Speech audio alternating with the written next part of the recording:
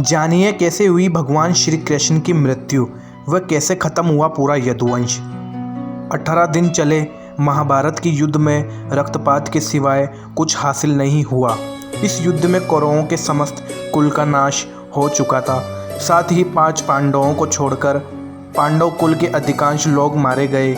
लेकिन इस युद्ध के कारण युद्ध के पश्चात एक और वंश का खात्मा हो गया। वो था श्री कृष्ण जी का यदुवंश। महाभारत कौरवों और पांडवों के बीच हुए युद्ध का वो रूप है जिसने कुरुक्षेत्र की मिट्टी तक लाल कर दी थी। कहा जाता है इस भयंकर युद्ध में इतने लोगों ने अपनी जान गंवाई थी कि आज भी उनके लहू से कुरुक्षेत्र, जहां महाभारत का युद्ध लड़ा गया था, वहां की मिट्टी आज भी लाल रंग की है। महर्षि वेद व्यास ने महाभारत की कहानी को 18 खंडों में संकलित किया था।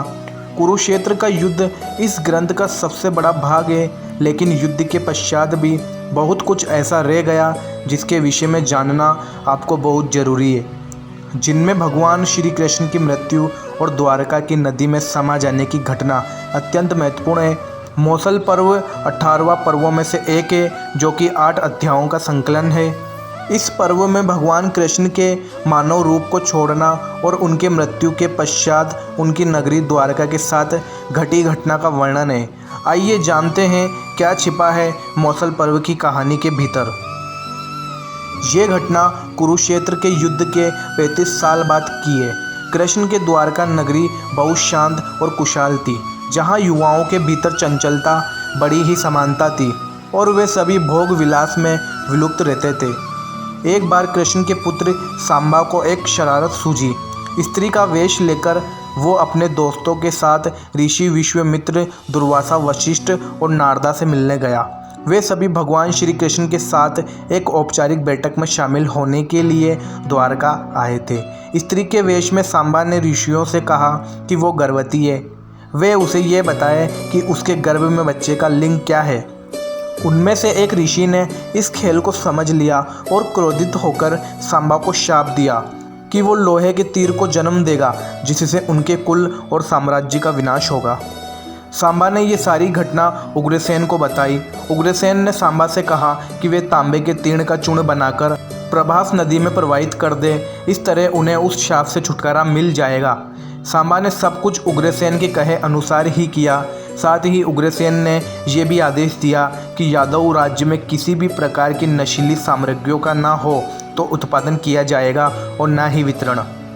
इस घटना के बाद द्वारका के लोगों ने विभिन्न अशुभ संकेतों का अनुभव किया। सुदर्शन चक्र अदृश्य हो जाना, सुदर्शन चक्र, कृष्ण के शंख, उनके रथ और बलराम के हल का अदृश्य हो जाना, अपराधों और पापों में बढ़ोतरी होना, लाज शर्म जैसी चीज़ों का समाप्त हो जाना। चारों ओर अपराध, अमानवीयता और पाप का साया था। बुजुर्गों और गुरुओं का असम्मान, निंदा, द्वेष जैसी भावनाओं में उल्लेखनीय बढ़ता आदि सब द्वारका के लोगों का जीवन बन गया था। ये सब देखकर भगवान कृष्ण परेशान हो गए और उन्होंने अपनी प्रजा से प्रभास नदी के तट पर जाकर तीर्थ यात्रा कर अपने पापों से मुक्त पाने को कहा। सभी ने ऐसा ही किया, परंतु जब सभी यादव प्रभास नदी के किनारे पहुँचे तो वहाँ जाकर सभी मदिरा के नशे में चूर होकर भोग विलास में विलुप्त हो गए। मदिरा के नशे में चूर सात्यक क्रतुवर्मा के पास पहुंचा और अश्वत्थामा को मारने की साजिश रचने और पांडव सेना के सोते हुए सिपाहियों की हत्या करने के लिए उनकी आलोचना करने लगा।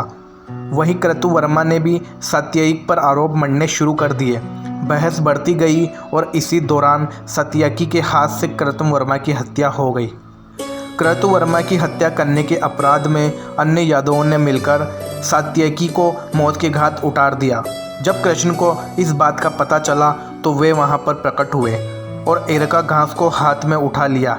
ये घास एक क्षण में परिवर्तित हो गई, जिससे श्री कृष्ण ने दोषियों को सजा दी। मदिरा के नशे में चूर सभी घास को अपने हाथ में उठा लिया और सभी के हाथों में मौजूद वो घास लोहे की जड़ बन गई, जिससे सभी लोग आपस में भिड़ गए और एक दूसरे को मारने लगे। वभ्रू, दारुकु और भगवान कृष्ण के अलावा अन्य सभी लोग मारे गए। यदुवंशी के नाश के बाद कृष्ण के ज्येष्ठ भाई बलराम समुद्र तट पर बैठ गए और एकाग्रचित होकर परमात्मा में लीन हो गए। इस प्रकार शेषनाग के अवतार बलराम जी ने देह त्यागी और स्वधाम लौट गए। लोहे की छड़ का चूर्ण एक मछली ने निगल लिया और वह उसके पेट में जाकर धातु का एक टुकड़ा बन गया। जीरू नामक शिकारी ने उस मछली को पकड़ा और उसके शरीर से निकले धातु के टुकड़े को नुकीला कर तीर का निर्माण किया। कृष्ण वन में बैठे ध्यान में लीन थे। जीरू को लगा वो कोई हिरण है। उसने कृष्ण पर तीर चला दिया, जिससे श्री कृष्ण की मृत्यु हुई। कुछ समय बाद अर्जुन मदद लेकर द्वारका पहुँचे और कृष्ण की मृत्यु की खबर पाकर अत्यंत दुखी हो गए। कृष्ण के जाने के बाद द्वारका में उनकी 16 रानियां, कुछ महिलाएं, वृद्ध और बालक की शेष रह गए थे। वे सभी इंद्रप्रस्थ के लिए रवाना हो गए थे। इसके बाद उस क्षेत्र में सभी देवता और स्वर्ग की अप्सराएं, यश, किन्नर, गंधर्व आदि आए और उन्होंने श्री कृष्ण की आराधना की। आराधना के बाद श्री कृष्ण ने अपने नेत्र बंद कर लिए और वे सशरीर ही अपने धाम को लौट गए। महाभारत युद्ध की समाप्ति के बाद जब युधिष्ठिर का राज तिलक हो रहा था, तब कौरवों की माता गांधारी ने महाभारत के युद्ध के लिए श्री कृष्ण को दोषी ठहराते हुए शाप दिया कि जिस प्रकार कौरवों के वंश का नाश हुआ है, ठीक उसी प्रकार यदुवंशी का भी नाश होगा। तो दोस्तों, इस प्रकार श्री कृष्ण की मृत्यु और यदुवंश साम्राज्य का विनाश हो गया।